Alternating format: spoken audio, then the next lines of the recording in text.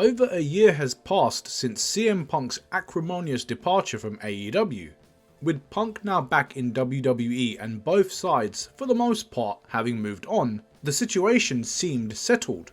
Unfortunately, the issue was reopened this week by a former AEW star who paints an unflattering picture of both Punk and AEW.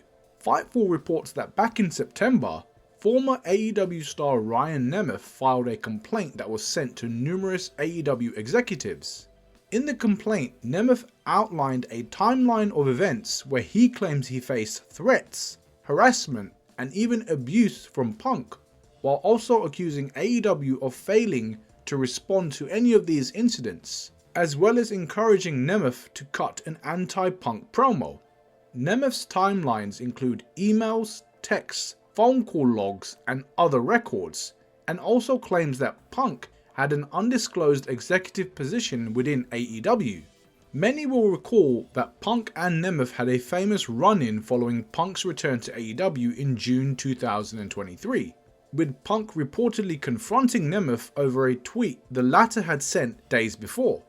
Nemeth claims Punk threatened him during this confrontation, and that he had previously expressed concerns to then AEW legal rep Mega Parek in April that Punk would target him. He further states that Parek, Tony Schiavone, and the Young Bucks all were sympathetic towards him, as was Jon Moxley when Nemeth was subsequently not booked for the next 2 months. During that time, Nemeth contacted Parek several times, expressing concern he'd been silently fired over his incident with Punk, while Parek assured him he still had a job. Nemeth would subsequently be booked for a Collision taping in August, only to be removed by Punk.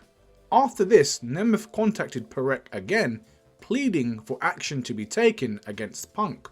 4 days later, he was flown to AEW Dynamite, where Nemeth claims AEW wanted him to take a shot at Punk in a promo. Shortly after, Parek departed from AEW, and Nemeth's communication continued with Chris Peck and Margaret Stalvey. He would also be involved in the investigation against Punk following the all-out incident with Jack Perry, where he reiterated he had been communicating his concerns about the situation as well as being made the fall guy.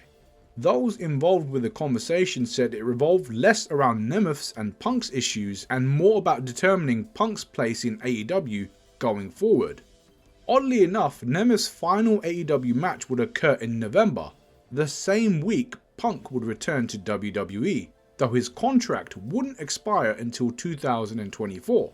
Nemeth believed AEW and owner Tony Khan held him responsible for having to fire Punk, and that agent Sonjay Dutt pitched ideas for him to no avail. He also claims that Peck offered Nemeth a settlement dependent on signing an NDA afterward, only for it to be withdrawn while Nemeth was thinking it over. With his complaint, Nemeth is looking for financial considerations and an overhaul of AEW's policy, while also noting he had discussed the situation with mental health professionals. Despite his issues with Punk, Nemeth also believes that Punk wasn't necessarily the catalyst for AEW lacking a safe environment, which he felt the AEW roster deserved.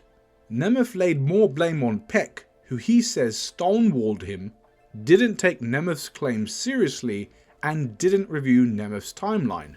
Fightful also received word that Nemeth and AEW brass had met months ago, with Nemeth even getting a chance to speak with Khan.